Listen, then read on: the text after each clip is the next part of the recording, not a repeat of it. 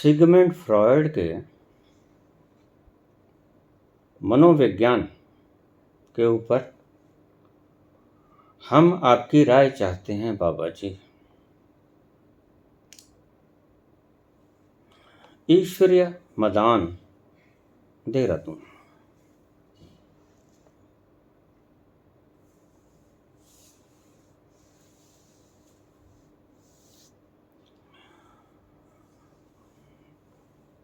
Sigmund Freud क्या कहता है, हम इसको छोड़ दें और सीधे सीधे मन के तलों में उतर जाएं, तो कंपैरिजन खुद ब खुद होता रहेगा।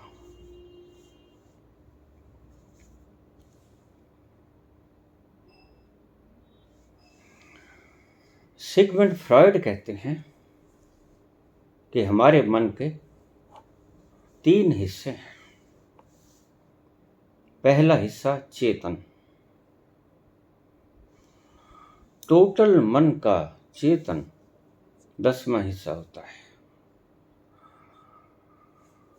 साथ में वो उदाहरण भी देता है कि पानी की बड़ी टैंकी में अगर बर्फ की सिल्ली डाल दी जाए तो उसका जितना पोर्शन बाहर रहता है, चेतन मन उतना ही होता है। तो करीब 10वां हिस्सा बर्फ की सिल्ली का पानी की टैंकी से बाहर आएगा, उसको चेतन कहते हैं।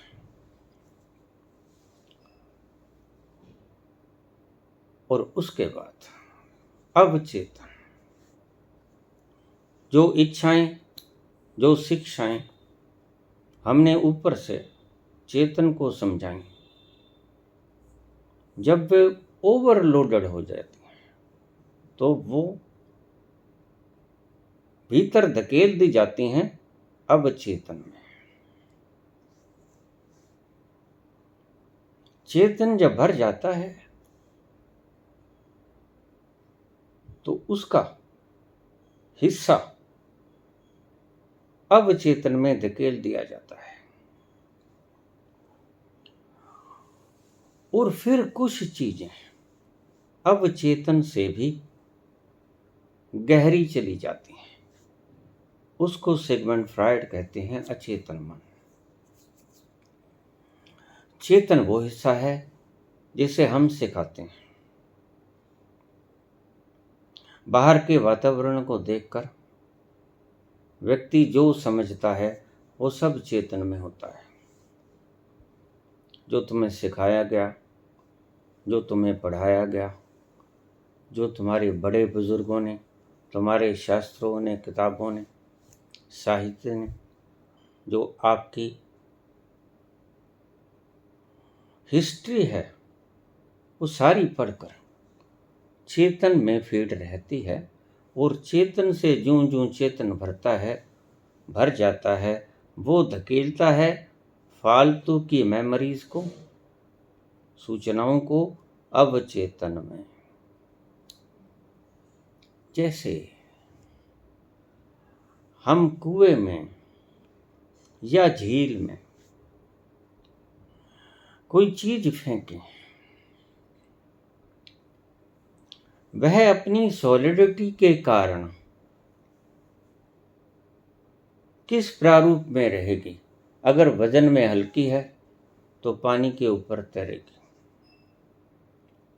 अगर इतनी भारी है तो आधी झील को कवर कर लेगी, आधे कुएं तक जाएगी। और अगर बहुत भारी है तो झील के, कुएं के अंतरिम बॉटम पर लग जाएगी। मेरी बात को समझते रहिएगा। यह है फार्मूला फ्रॉयड का। चेतन मन को हम सिखाते हैं और यह मन ऐसा है जो आपका सिखाया, जो इसने खुद देखा, जो इसने खुद पढ़ा, खुद जाना, वह सब चेतन में फीड रहता है।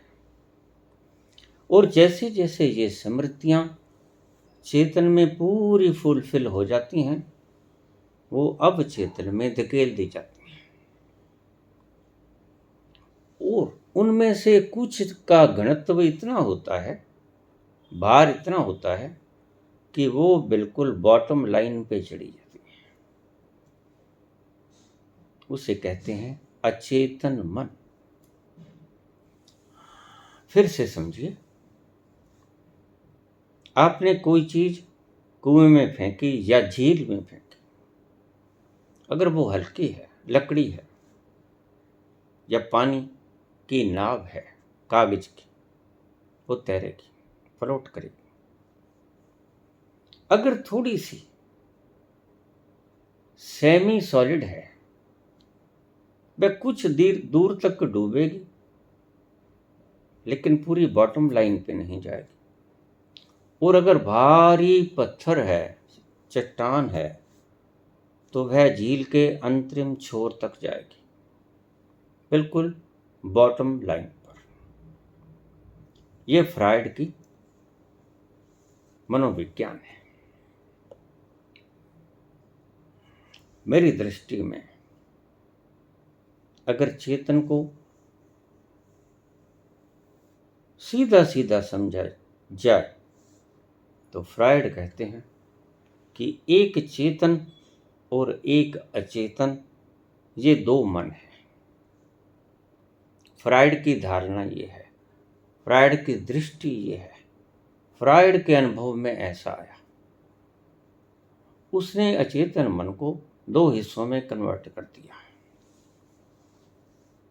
अवचेतन और अचेतन। फ्रायड कहता है कि अवचेतन मन वो जहां चीजें पड़ी आपको दिखती हैं, और अचेतन वो जो बिल्कुल अंधेरी कोठड़ी में है, वहां पड़ी चीजें आपको दिखती ही नहीं, इतनी गहरी डूब गई। सो फ्रायड कहता है कि हमारा चेतन मन कुछ भी नहीं कर सकता, अनेबल टू डू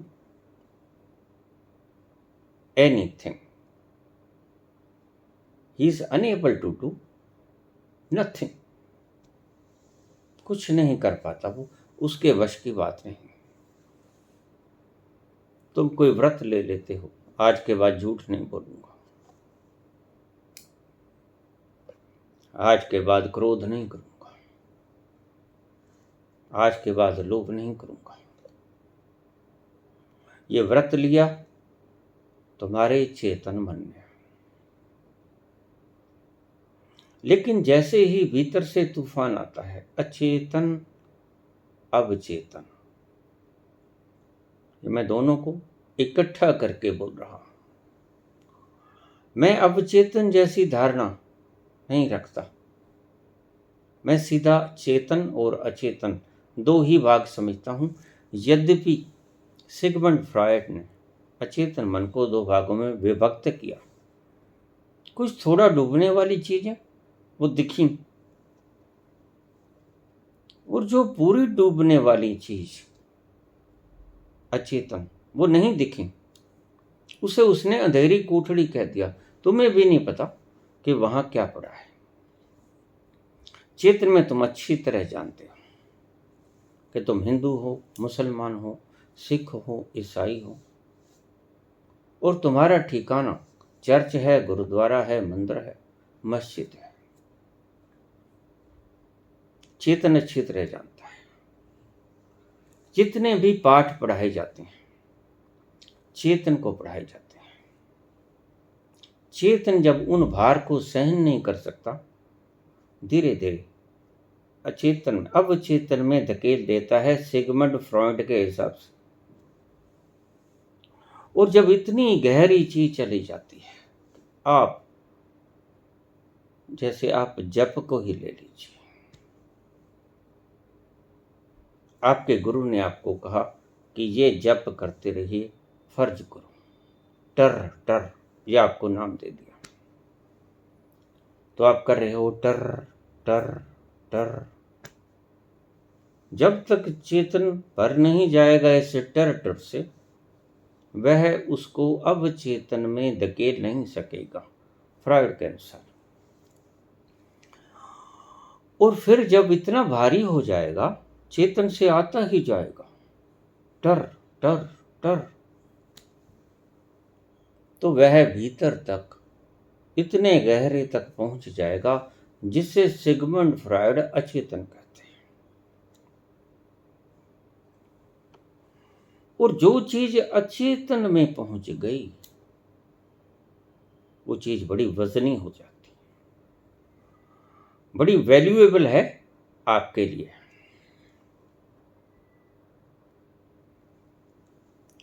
लेकिन ध्यान रखना, सिगमंड फ्रायड कोई आध्यात्मिक व्यक्ति नहीं है,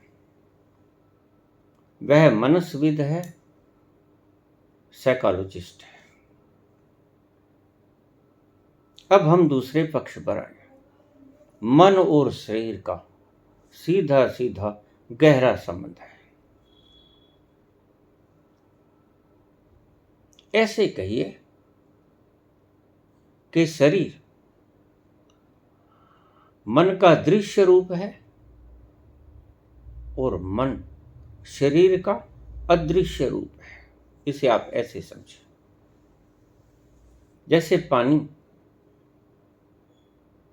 ठोस बन गया, बर्फ बन गया, दृश्य रूप हो गया, और पानी वाष्प बन गया तो अदृश्य रूप हो गया।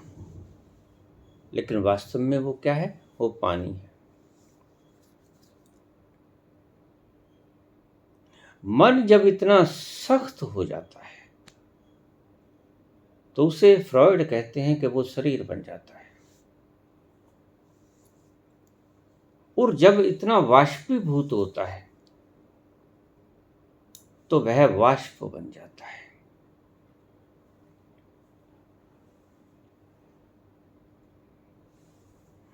एक छोटी सी घटना से आपको समझने में मदद मिलेगी। अकबर ने एक बच्चे को गोदी में लिया। बच्चे ने उसकी दाढ़ी को पाड़ लिया। सरकार बहुत नाराज हुए, मेरी दाढ़ी को मेरी बेइज्जती कर दी। अब ये सब तो चेतन मन जानता है अकबर का, बच्चा नहीं जानता। बच्चे को समझाया नहीं गया, अभी समझने के योग्य भी नहीं। तो बेइज्जती हो गई अकबर की। अकबर कहने लगा, मैं इसको मृत्यु दंड दूंगा। सभी मंत्री हाथ जोड़ के खड़े हो गए, कहे महाराज, इस बच्चे को कुछ पता नहीं, अबोध है, इसके लिए सब बराबर। एक सर्प लाया गया, वह छोड़ा गया और बच्चे को नीचे फर्श पर बैठा दिया गया। बच्चा सांप से खेलने लगा। बच्चे को कुछ पता नहीं कि डस लेगा तो मैं मर जाऊंगा। फिर अकबर का गुस्सा शांत हुआ। अकबर को सिखाया गया था इज्जत क्या होती है। अगर कोई दाढ़ी को हाथ डाल ले तो इज्जत गई। लेकिन बच्चे को कुछ पता नहीं, बच्चा अभी अबोध है, बच्चे को ये ज्ञान नहीं, बच्चे की बुद्धि अभी ये सीखने के योग्य नहीं। बड़ा हो जाएगा तो बच्चा भी सीख जाएगा कि मैंने जाना है, कहाँ जाना है, कौन से धर्म की इमारत में जाना है। बच्चा ये सीख जाएगा। आज नहीं सीखेगा, बड़ा होकर सीख जाएगा। चेतन मन को जो समझाओगे,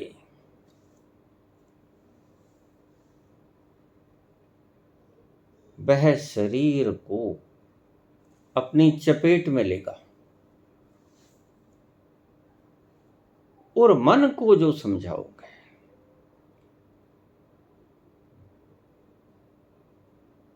वह सीधा सीधा बदलेगा आपकी शरीर की संरचना को। चंडीगढ़ की एक छोटी सी घटना मेरे भाई मुझे बताया करते थे।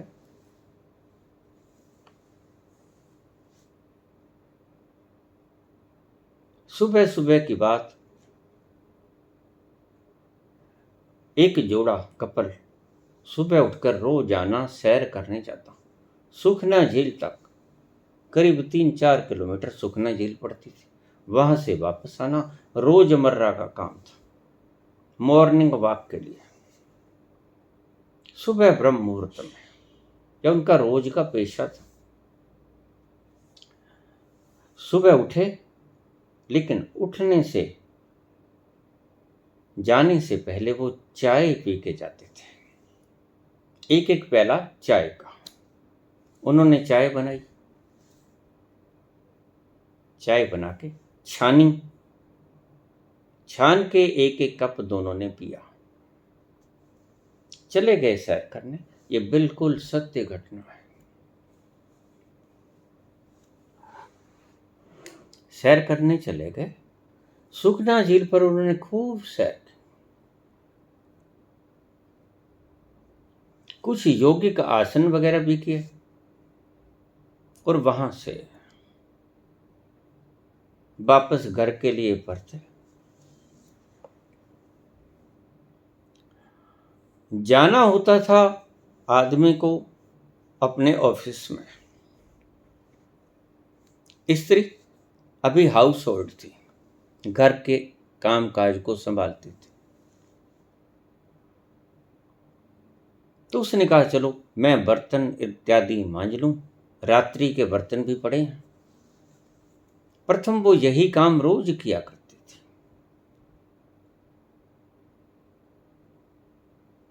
तो आदमी अभी तैयारी कर रहा था ऑफिस में जाने के लिए। स्नान, वस्त्र इत्यादि बदल रहा था और वह स्त्री बर्तनों को मांजने लगी। वह पतीली जिसमें उन्होंने चाय बनाई थी और चाय छानी थी,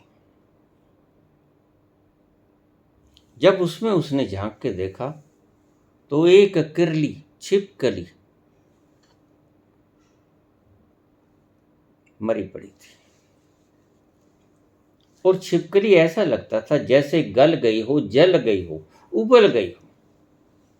वह डर गई कि यह छिपकली हमारी चाय में थी, चाय में उबल गई, चाय में उबल गई, जहरीली चाय हो गई, वो हमने पी ली। और छिपकली इतनी जहरीली होती है कि उससे आदमी मर जाता है। चेतन मन को इस बात का पता था और अब तक उन बातों को 2 घंटे हो चुके थे। अभी तक कोई संकेत शरीर ने नहीं दिया था कि तुम्हारे भीतर जहर का प्रवेश हो गया है। उस स्त्री ने आवाज लगाई घबरा के, अजी सुनते हो, जल्दी करो। भागा भागा आया पति। उसने इशारा किया पतीले की तरफ, देखा तो छिपकली मरी पड़ी थी। आज सुबह चाय उबालते वक्त ये छिपकली गिर गई और हमने इसको उबाल कर चाय पी ली। और चेतन मन ये जानता है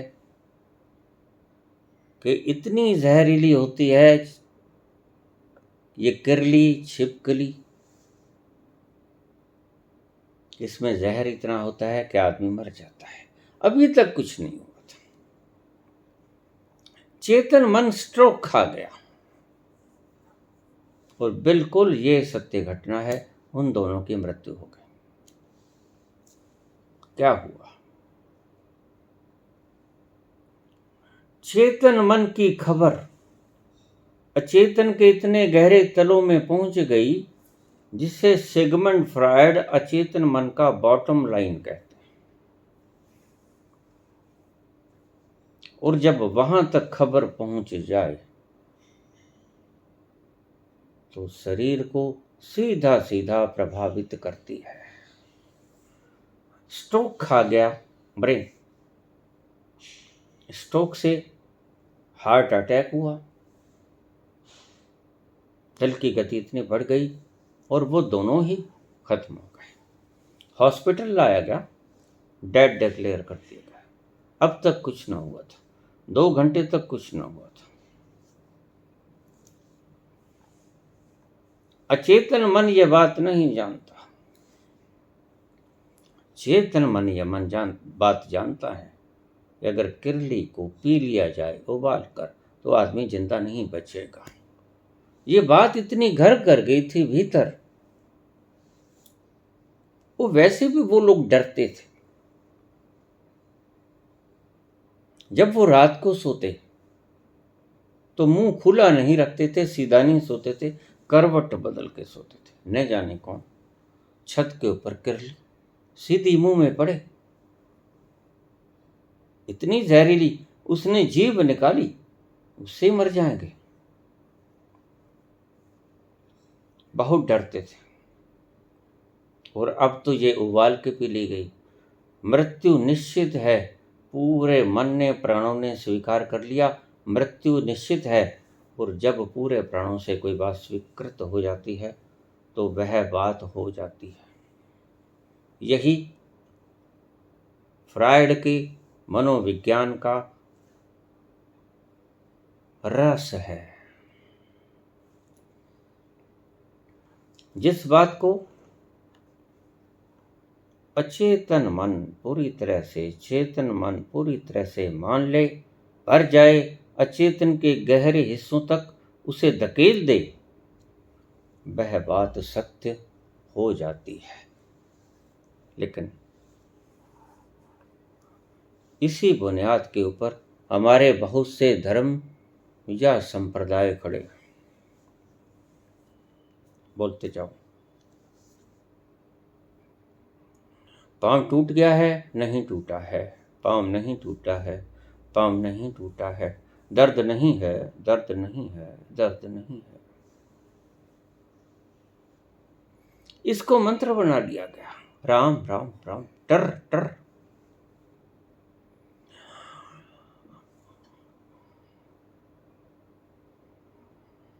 ये तो गुरुओं ने नाम चुन लिए जो आज हमारे जहन में राज्य कर रहे हैं। राधे राधे, राम राम, कृष्ण कृष्ण। और देखिए, एक व्यक्ति शंकर जी का पाठ करता है, उसे दर्शन भी देते हैं तो शंकर जी देते हैं, हनुमान जी नहीं देता। उसको दर्शन हजरत मोहम्मद नहीं देते। मुसलमान को हजरत मोहम्मद दर्शन देते हैं, मुसलमान को हनुमान दर्शन नहीं देते।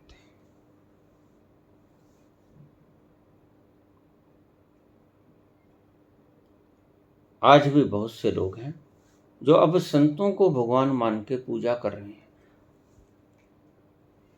मुझे रोज मैसेजेस आते हैं, बाबा आप रात्रि को मेरे स्वप्न में आए,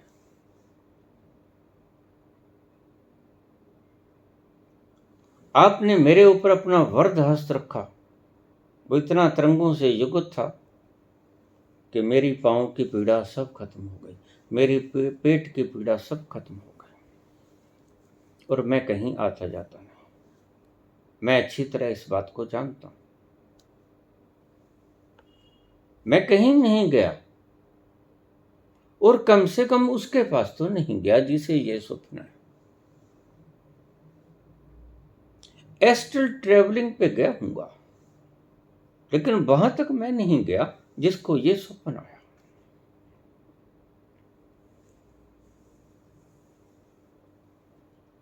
और लोगों को स्वप्न आते हैं।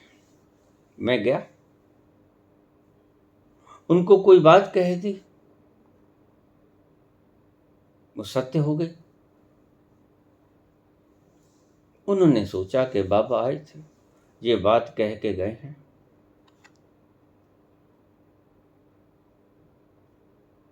पूजा शुरू होती, ऐसे ही होती है। कोई कबीर को भगवान मान के पूज रहा है, कोई कृष्ण को भगवान मान के पूज रहा है। बस इसके पीछे सारी क्रोनोलॉजी यही, साइकोलॉजी यही।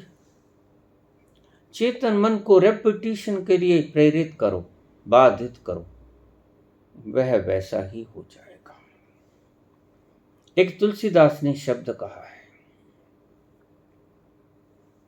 सीता स्वयंवर में भगवान राम धनुष तोड़ने के लिए जब उठते हैं, विशाल बाहुएं, भुजाएं, चौड़े कंधे,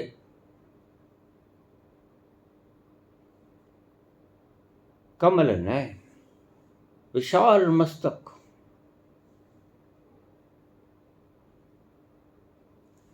जाकी रही भावना जैसी, प्रभु मूरत तिन देखी तैसी। शत्रुओं को वो काल रूप दिखे, अपनी अपनी भावना के अनुसार सभी को दिखे। सीता को वह प्राण प्रिय के रूप में दिखे। किसी को महावीर की तरह दिखे, किसी को सुंदर प्रतिमा की तरह दिखे।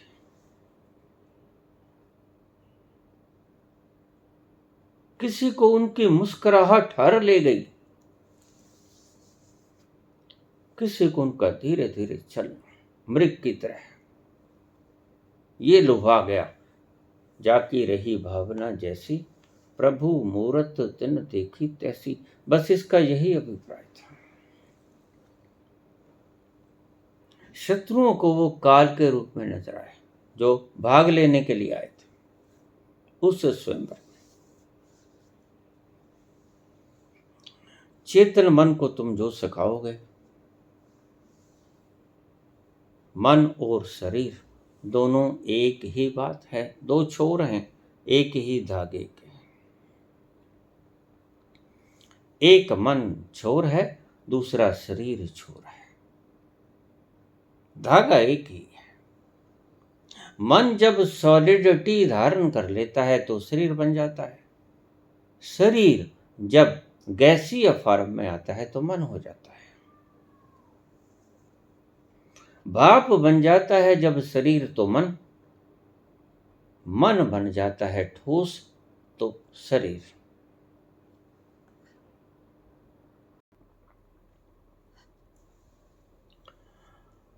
मैं ये कहता हूं, मन का संबंध शरीर से, शरीर का संबंध मन से, और इन दोनों का संबंध आत्मा से नहीं है। आत्मा निर्लिप्त है। आत्मा किसी के साथ बंधती नहीं। आत्मा अलग चेतन सत्ता है।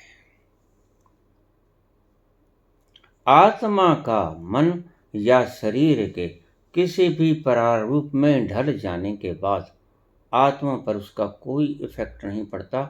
ये इसी बात से आप समझ लेना जो भगवान कृष्ण ने कहा है। शरीर कट जाता है, मन भी कट जाता है, आत्मा नहीं कटता। शरीर जल जाता है, सूक्ष्म भी जल जाता है, आत्मा नहीं जलता। गल जाता है शरीर, मन भी गल जाता है, आत्मा नहीं गलता। सूख जाता है शरीर, मन भी सूख जाता है, आत्मा नहीं सूखता। नैनम छिंदन्ति शस्त्राणि।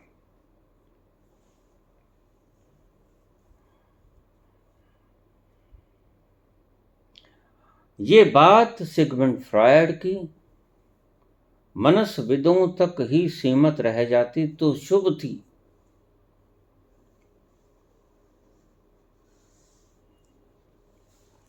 दुर्घटना उस दिन हुई जिस दिन सिगमंड फ्रायड के इस सिद्धांत ने आध्यात्मवादियों को घेर लिया। ये बात ठीक है, अगर तुम्हारे दर्द हो रहा है उस स्थान पर सारे ध्यान को एकत्रित करके आप बार बार सुजेशन दो, दर्द नहीं हो रहा है, नहीं हो रहा है, हट जाएगा, निश्चित ही हट जाएगा। बड़ी से बड़ी दुर्गम बीमारियों का इलाज हो सकता है, मन में इतनी शक्ति है। लेकिन अगर तुम कहो मन में इतनी शक्ति है, अब ध्यान से सुनना बात को, अब मैं निचोड़ के ऊपर आऊंगा। अगर तुम ये कहो कि मन में इतनी शक्ति है कि मन ये संकल्प ले ले कि मैं परमात्मा हो जाऊं, तो भूल जाना, ये पागलपन है।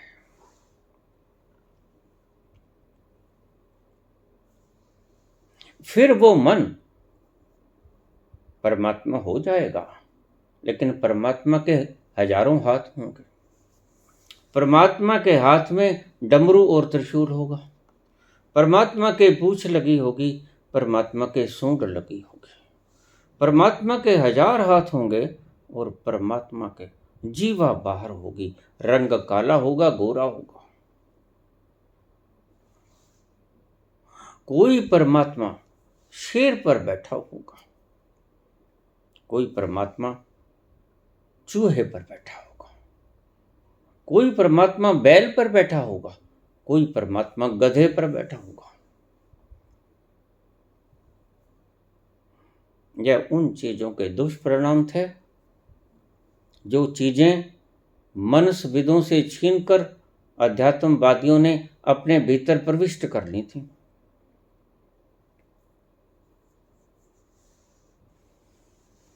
ईश्वर तो हो जाओगे, फिर ऐसा ईश्वर दिखेगा क्षीर सागर में, शेष नाग की शैया पे योग निद्रा में मगन विष्णु, पांव को दबाती लक्ष्मी, तीन मुख वाले ब्रह्मा,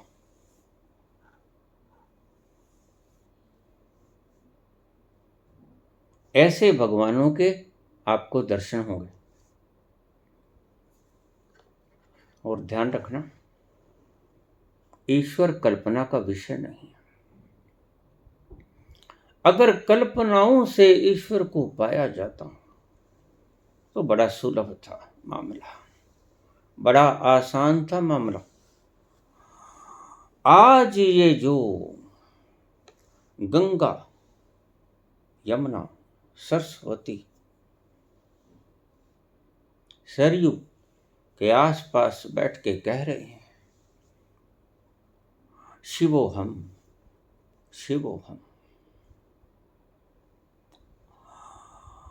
अमर आत्मा सच्चिदानंद में हूं।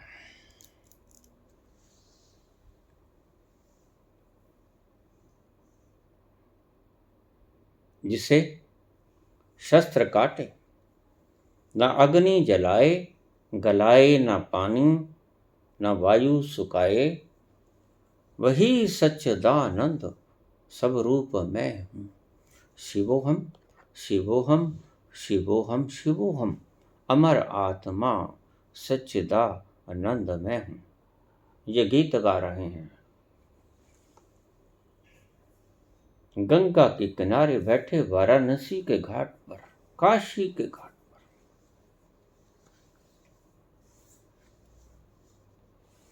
फिर तुम्हें अपने अपने भगवान नजर आएंगे।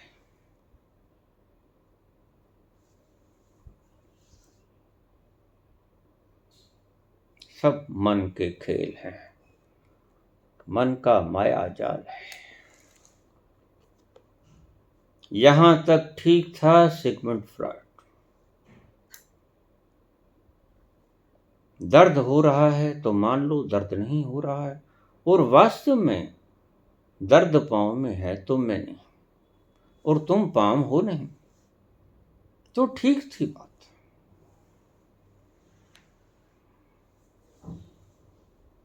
मनस की शक्ति को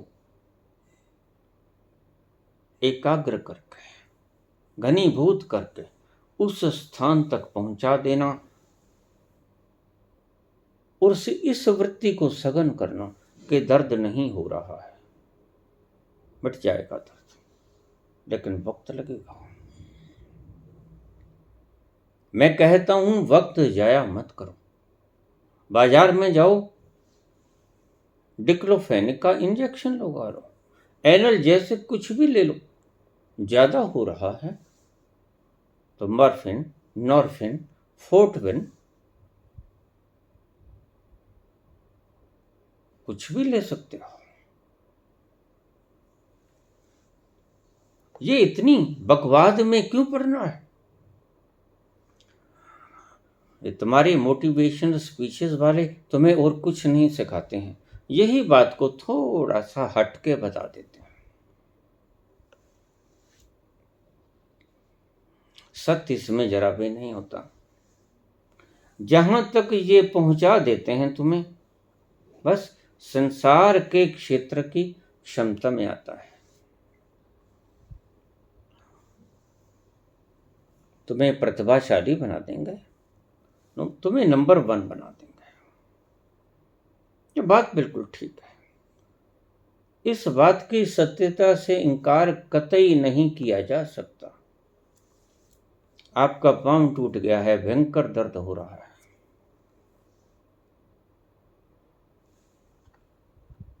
तो डॉक्टर ट्रेमाडोल के बोतल लगाते हैं, फ्रैक्चर हो जाता है।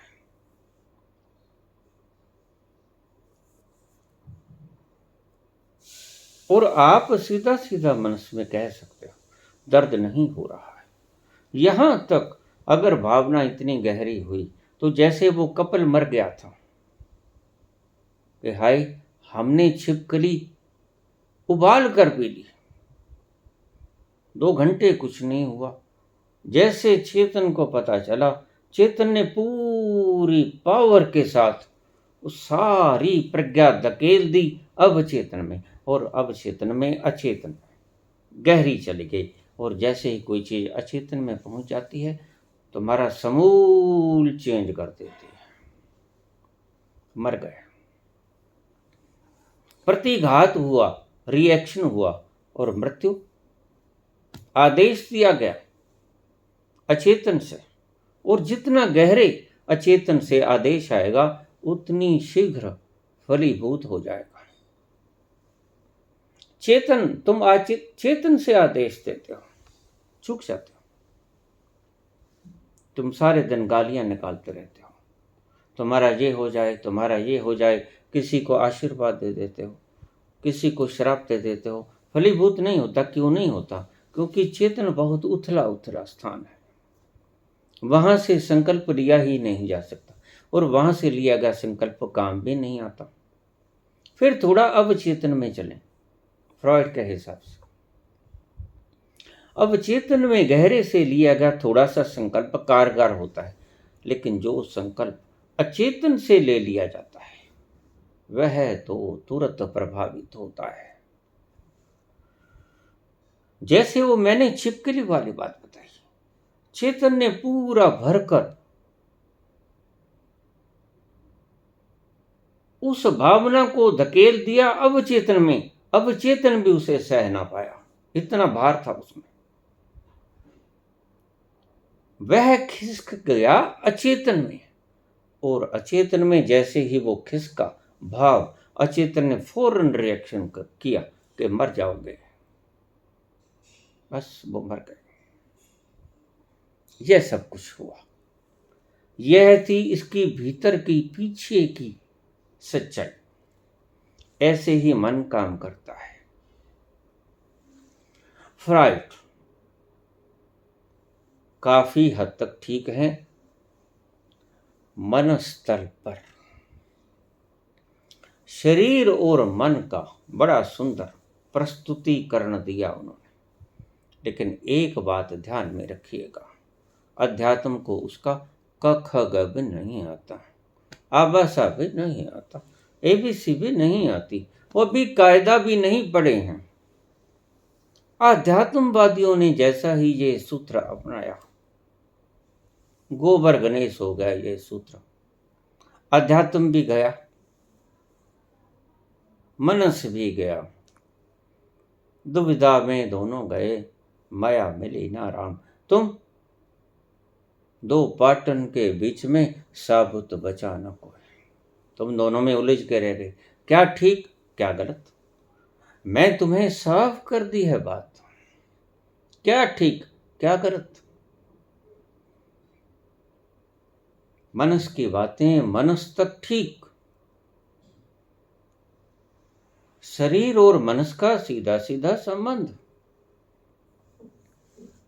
तुमने अगर सोच ही लिया कि मैंने IAS बनना है, मैंने जज बनना है, मैंने वो बनना है, मैंने वो बनना है, मैंने PM बनना है, मैंने MP बनना है, बन ही जाओगे, निश्चित बन जाओगे। बस संकल्प गहरा होना चाहिए। मोटिवेशन स्पीचेस वाले आपको सिर्फ आपका संकल्प गहरा करना सिखाते हैं, इसके अलावा अन्यथा कुछ नहीं सिखाते। वो भी एक स्टडी है जो आपको वो सिखाते हैं, लेकिन महदूद है, इसकी सीमाएं हैं मनस तक। जब हम मनसविदों को, साइकोलॉजी को स्पिरिचुअलिज्म में घड़ीस लेते हैं, घसीट लेते हैं, वहां मार खा जाते हैं। बुरी से बुरी घटना अगर सिगमंड फ्रॉयड ने कोई दी मनुष्य जाति को, तो वो ये दी। पश्चिम को कोई विशेष नुकसान नहीं हुआ। क्यों? क्योंकि वहां तो पहले से ही बहुत नास्तिकता है। परमात्मा के ऊपर इतनी अंधश्रद्धा करने वाले लोग वो कहाँ हैं? नहीं, लेकिन नुकसान हुआ पूर्व को, जो आध्यात्मिकता के रंग में सराबोर था। रंग दे चुनरिया। जब उन तक ये बात पहुंचाई गई अध्यात्मविदों द्वारा, मनसविदों की ये बात अध्यात्म के शिष्यों के द्वारा ट्रांसफर कर दी गई, तो एक क्रांति आई। उस क्रांति का परिणाम आप देख रहे हो। जो विश्व गुरु भारत किस कारण से था?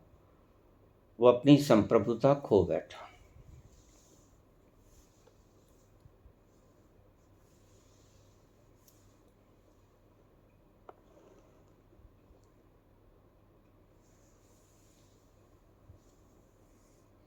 जिन्हें नाज है हिंद पर वो कहाँ है?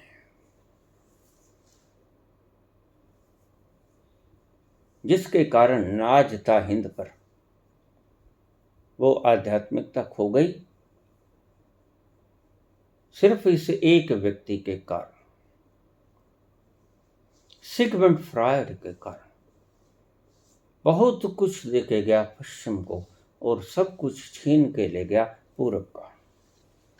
जो बड़ी अप्रत्याशित घटना थी, अनहोनी घटना घटी पूर्व में, और किस व्यक्ति को कानों कान ये खबर भी न पहुंचा कि ऐसा कुछ हो रहा है पूर्व में। पूर्व की धारणा को, विश्व गुरु की धारणा को नष्ट किया जा रहा है सिगमंड फ्रॉयड के इन वक्तव्यों के द्वारा।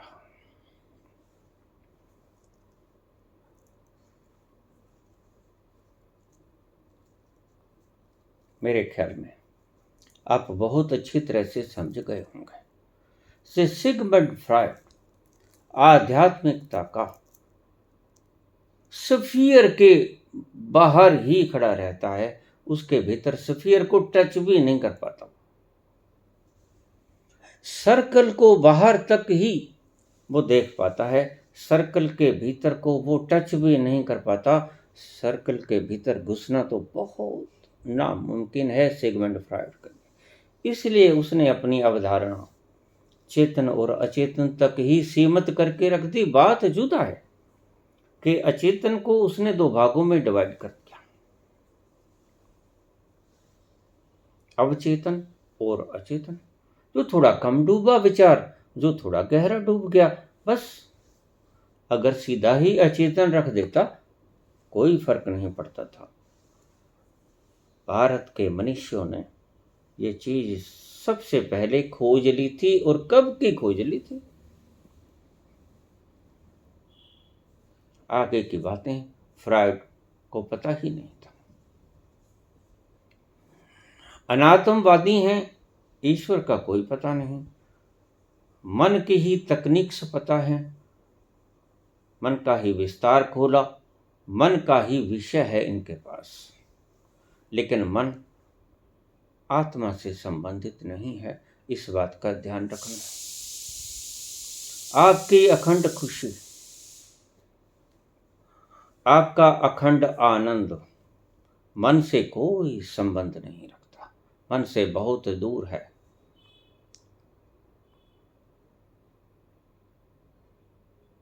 महावीर ने इसे बहुत देर पहले, वर्धमान महावीर ने इसको बहुत देर पहले खोज लिया था।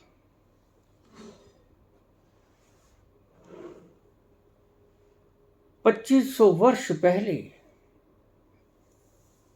महावीर को पूछते हैं मखली गोसाल,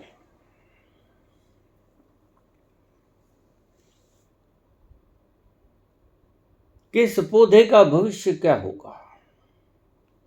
क्या ये अपने अंतरिम परिणाम तक पहुंचेगा? भगवान बताओ।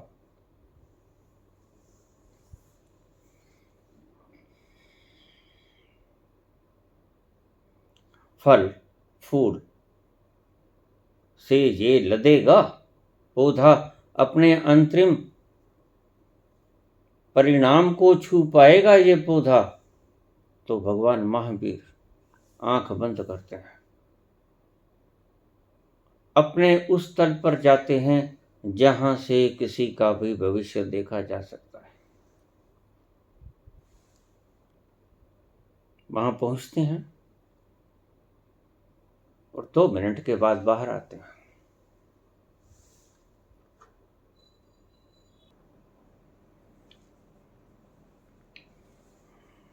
मखली, यह पौधा अपनी पूर्णता तक जाएगा, इसको फल भी लगेंगे और ये पूरा फलेगा फूलेगा, पूर्णता तक पहुंचेगा यह पौधा। और मखली गोसाल इसी ताक में था। कोई भी जवाब दे, उसका प्रतिकार करना है।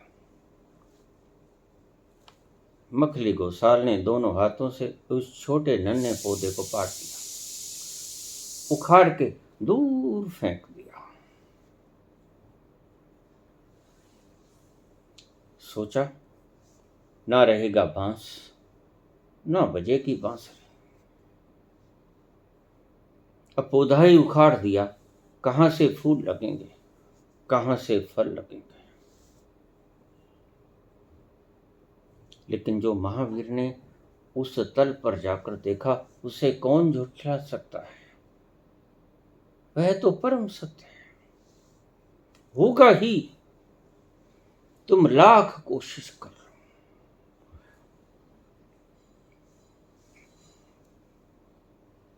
मुदई लाख बुरा चाहे भी तो क्या होता है? होता है वही जो मंजूर खुदा होता है। चले गए। सप्ताह भर का प्रोग्राम था।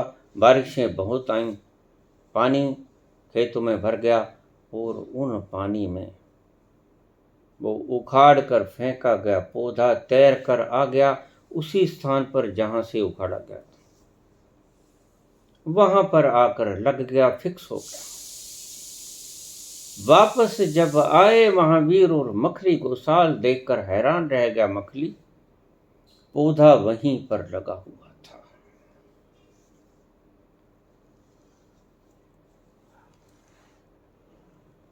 अगर फिर भी उखाड़ के फेंक देते, होना यही था।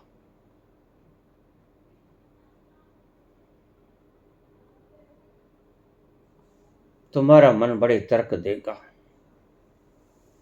इस बात के ऊपर।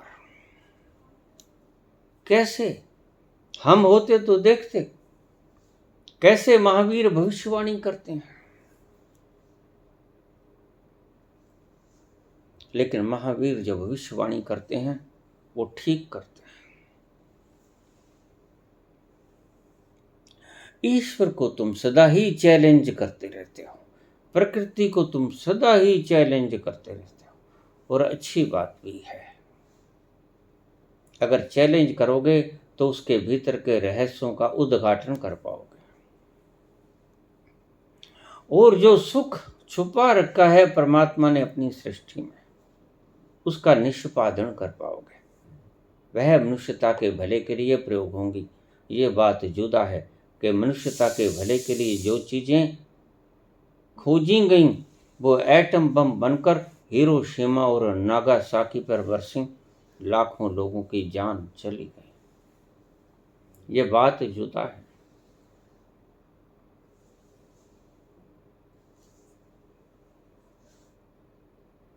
हम प्रसंग में आए। महावीर भी इस चीज का विश्लेषण करते हैं। चेतन है पहला, दूसरा अचेतन है, तीसरा सामूहिक अचेतन है, और चौथा सामूहिक चेतन है। ये ऐसे चार मन में डिवाइड करते हैं भगवान महावीर। चेतन जो सिगमंड फ्रायड ने कहा हूबहू वही। अचेतन, अवचेतन और अचेतन मैंने पहले ही बताया। जो कम डूबा वो अवचेतन कहते हैं फ्रायड, जो ज्यादा डूब गया, अंधेरी कोठड़ी में ही चला गया, उसे पूर्ण अचेतन कह देते हैं। लेकिन महावीर सीधा ही बात खत्म करते हैं, क्योंकि महावीर तो पारदर्शिता से देख सकते हैं। उसके लिए अवचेतन और अचेतन में कोई भेद नहीं। उनकी दृष्टि पारदर्शी है, वह दूर तक देख सकती है। फ्रायड की दृष्टि जहां नहीं जाती, महावीर की दृष्टि वहां जाती है। इसलिए महावीर कहते हैं कि चेतन और दूसरा अचेतन। बस अवचेतन को खा गए बीच में से, उसकी कोई जरूरत भी नहीं थी। साइकोलॉजिस्ट को संभालने के लिए, समझाने के लिए इसका उपयोग किया जा सकता है, बात अलग है। लेकिन आध्यात्मिकता तक पहुंचने के लिए अब चेतन की कोई आवश्यकता नहीं। वहां चेतन और अचेतन, और तीसरा कॉस्मिक अचेतन, सामूहिक अचेतन, अनकॉन्शियस, कॉस्मिक अनकॉन्शियस और कॉस्मिक कॉन्शियस, सामूहिक चेतन। ये चार भाग बताए।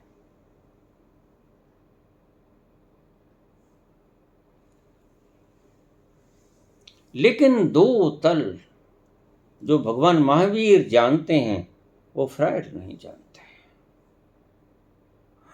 फ्रायड को नहीं पता कि कोई कॉस्मिक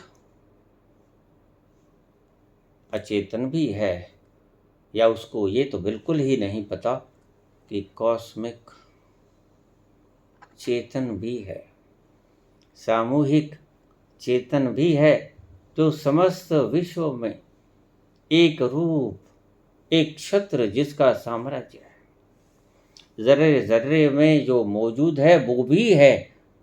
फ्रायड को नहीं पता। फ्रायड सिर्फ मनस्विद हैं, साइकोलॉजिस्ट है।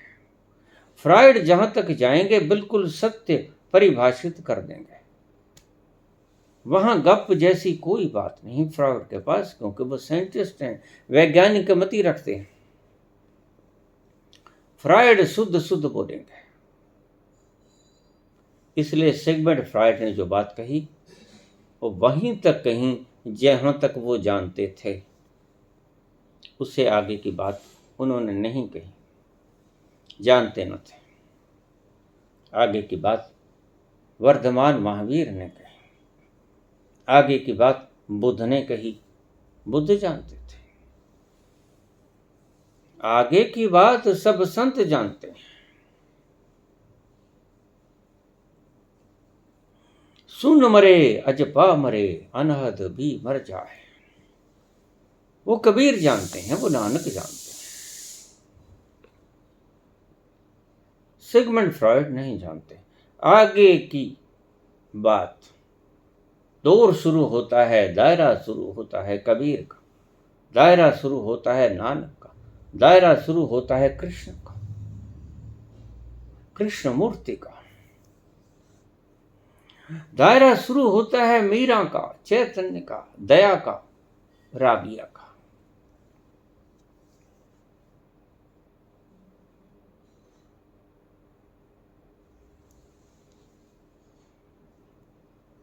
सिगमंड फ्रॉइड वहां तक नहीं पहुंचेंगे, लेकिन दुर्घटना घटी। सिगमंड फ्रॉइड का यह मनोविज्ञान अध्यात्म ने छीन लिया, घुस गया अध्यात्म में सिगमंड फ्रॉइड, और छिन्न प्रच्छन्न कर दिया, सब कुछ तोड़ दिया, विलीन कर दिया। विश्व गुरु भारत देखता रह गया, ताकता रह गया, ये क्या हुआ। बहुत से नकली धर्म जन्मे, नकली धर्म, उन्होंने अपनी अपनी व्याख्याएं शुरू कर दी, मनस के तल पर बोले, जचाया गया आपको कि हम आत्म तल से बोल रहे हैं। कुनीन की गोली को शुगर कोटेड कर लिया गया। आज भी चल रही हैं ऐसी जमातें, और पक्का आपको बता दूं, ले डूबेंगी आध्यात्मिकता को, क्योंकि इनकी संख्या बढ़ती ही चली जाएगी, और एक दिन भारत अनात्मवादी बनकर रह जाएगा अगर इनकी गिरफ्त में चला। बहुतों ने शरीर को प्रोलोंग करने की का बीड़ा उठा लिया। बाबा 2000 साल जिए, बाबा 5000 साल जिए। ये अनात्मवादी लोग थे, जिनको मिल गया वो लक्ष्य अंतरिम, वो जीना ही नहीं चाहता। जब सत्य खुल गया तो उस भ्रांति में कौन जिएगा? जिएगा तब तक जब तक भ्रांति बनी हुई है कि मैं वो तत्व नहीं हूं, तब तक जीने की कामना उठेगी। और जिसने भी जीने की कामना उठाई ही नहीं, जहां तो इतनी प्रलोंग कर दी गई कि 2000 2500 साल तक बाबा अभी भी जीवित हैं, तो फिर इसका मतलब कि उनकी जीने की जीवेशना इतनी प्रबल है, जो कि साधारण व्यक्ति की मुकाबले में हजारों हजारों गुना ज्यादा सोच भी नहीं सकता। और बल्कि ये हमारी चेतन बुद्धि प्रभावित होती है ऐसे लोगों से। मैं क्या कहूं इनके बारे में, ये अनात्मवादी लोग हैं। देखिए, ये मामूली सिद्धियां हैं, अपने अणुओं को तोड़ देना, सूक्ष्म शरीर को स्थूल में परिवर्तित कर देना, स्थूल को सूक्ष्म में परिवर्तित कर देना, इसका अध्यात्म से कोई लागते का नहीं है। अध्यात्म इनसे बिल्कुल परे है। इसीलिए महावीर ने अपने श्रावकों को नाम दिया मुनि, जो मन से पार हो गया, जिसके लिए मन ठहर गया। जिसके लिए मन ठहर जाने का मतलब मन का वजूद खत्म, उसको कहा मुनि, और उस अवस्था को कहा उन्मुनि अवस्था। मन समाप्त हो जाता है। मन ही तो आपसे छेड़खानी करता रहता है हर वक्त। मन ही तो आपकी जिंदगी को जहर घोले है।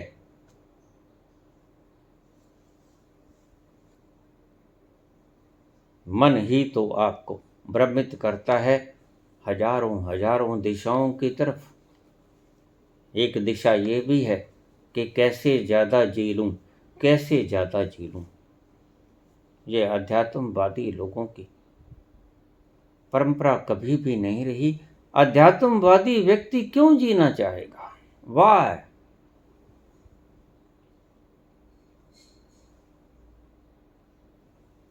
लेकिन इस बात का जवाब ये लोग मुझे कभी नहीं देते। हजारों गालियां निकालकर चुप हो जाते हैं, अपनी भड़ास निकाल लेते हैं।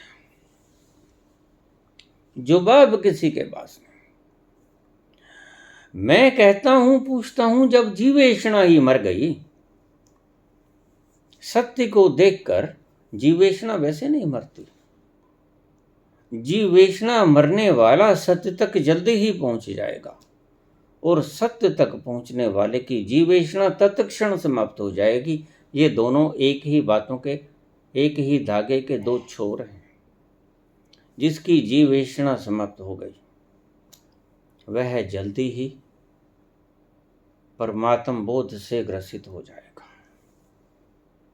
और जो परमात्म बोध से ग्रसित हो गया, यानी जिसने परमात्मा को जान लिया, बोध, उसकी जीवेषणा मरेगी ही मरेगी। वह इधर उधर से खींच खूंच के अपनी ईष्णा को बरकरार रखेगा। नहीं, लोगों का भला करना है, नहीं करुणा को बचाए रखो, नहीं बने रहो, तमस अंधेरा है, बहुत है घना,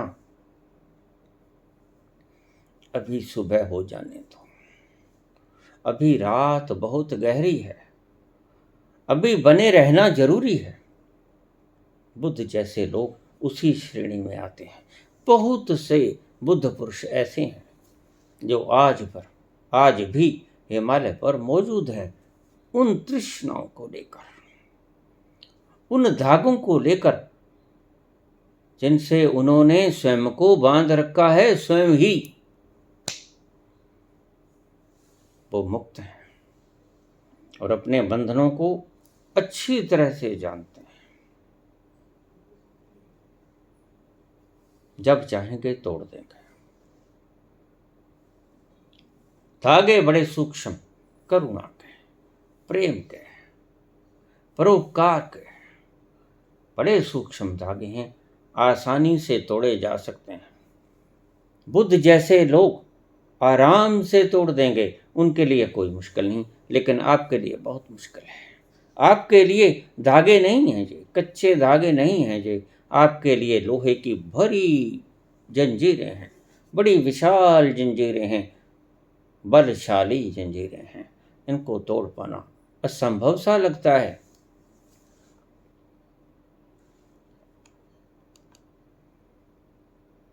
महावीर ने कहा, चेतन अचेतन, सामूहिक अचेतन और सामूहिक चेतन, मन के चार रूप किए हैं।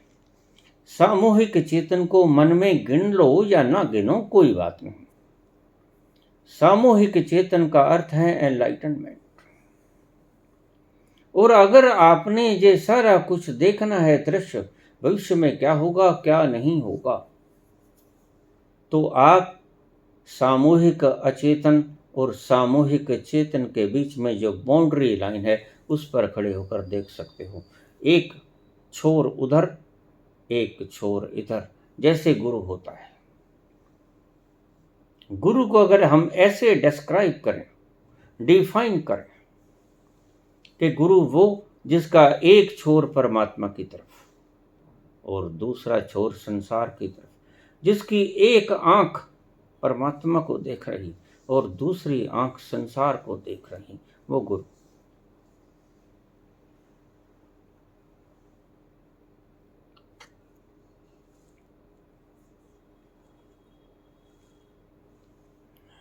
ये चार बताए भगवान महावीर ने,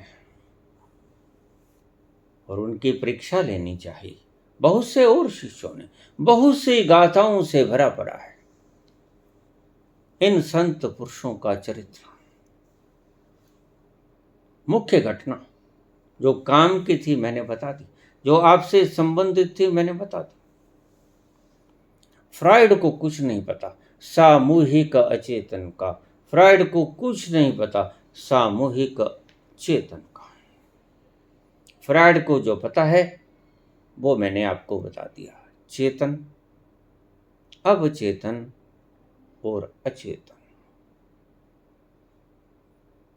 यह फ्राइड को पता है। और जो धर्म फ्राइड के सिद्धांतों पे चलते हैं वो मनस केंद्रित आध्यात्मिक केंद्र नहीं, वो मनस केंद्रित संप्रदाय। बस अध्यात्म से उनका कोई वास्ता नहीं, कोई मतलब नहीं, कोई छोर उसको छूता नहीं इनका, बहुत दूर है उसकी बातें। जिस व्यक्ति का कॉन्शियस अचेतन खुल जाता है वो परमात्मा के उस सफियर में दाखिल हो जाता है जहां से परमात्मा का सफियर शुरू होता है।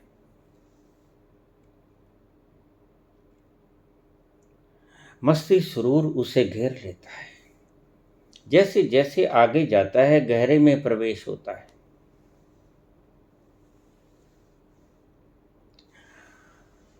जद खुल गया भेद कलंदर दा, जद पा लिया भेद कलंदर दा, बूहा खुल गया अपने अंदर दा। जब परमात्मा का भेद पा लिया, कलंदर, जब पा लिया भेद कलंदर का, बूहा दरवाजे को कहते हैं, पंजाबी के शब्द हैं। बूहा खुल गया अपने अंदर दा, अपने ही भीतर का दरवाजा खुल गया। सुखवासी हाँ ओ समंदर दा, और उसका दरवाजा कहाँ से शुरू होता है? कॉस्मिक अवचेतन से, कॉस्मिक अचेतन से। जद पालिया भेद कलंदर दा, जब उसके तथ्य की पहचान हो गई, बूहा खुल गया अपने अंदर दा, अपने ही भीतर का दरवाजा खुल गया। सुखवासी हाँ उस मंदिर दा, फिर मैं सही मंदिर में पहुंच गया जहां सुख ही सुख है। और वहां क्या है? सुखवासी हाँ उस मंदिर दा, जिथे चढ़दी है ना लेंदी है। वहां पर ना चढ़ेगी ना उतरेगी कोई वृत्ति, सब वृत्तियों से पार, मन से पार। इस बात को आप डिफरेंशिएट रखना, इसमें भेद उत्पन्न करना।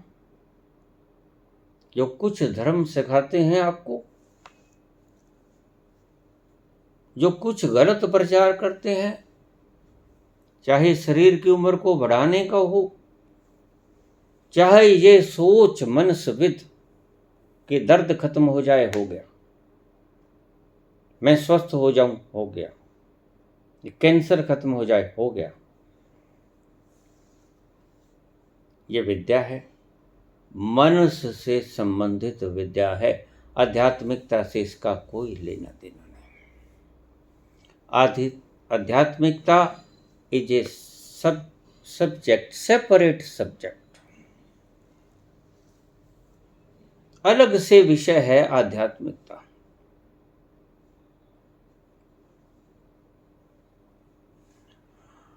मनसविदों का अलग मैंने सब्जेक्ट बता दिया आपको, आध्यात्मिकता का अलग आपको सब्जेक्ट बता दिया। जहां मनसविद खत्म होते हैं, जिस छोर पर मनसविद जाके बस यहां तक ही है, उससे आगे शुरू होता है रास्ता आध्यात्मिकता का। आपको गलत सिखाया जा रहा है, आपको मनस केंद्रित किया जा रहा है। इस बात को आप ध्यान में रखिएगा। सुख मिलेगा, बिल्कुल मिलेगा, दर्द गायब हो जाएगा, रोग मुक्त हो जाओगे, बिल्कुल ठीक। छोटे छोटे आनंद भी मिलेंगे।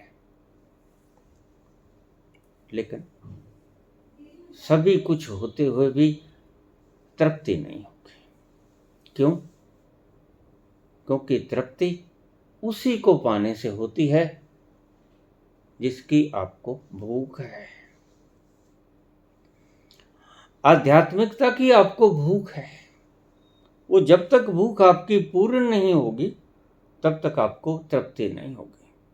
छोटे छोटे संसारिक सुखों को लेकर आप पूर्ण तृप्त कभी नहीं हो पाओगे।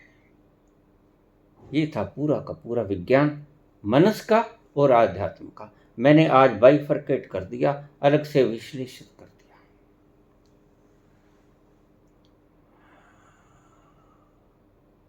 जद पा लिया भेद कलंदर दा, बूहा खुल गया अपने अंदर दा, सुख वासी हाँ उस मंदिर दा, जिथे चढ़दी है ना लेंदी है।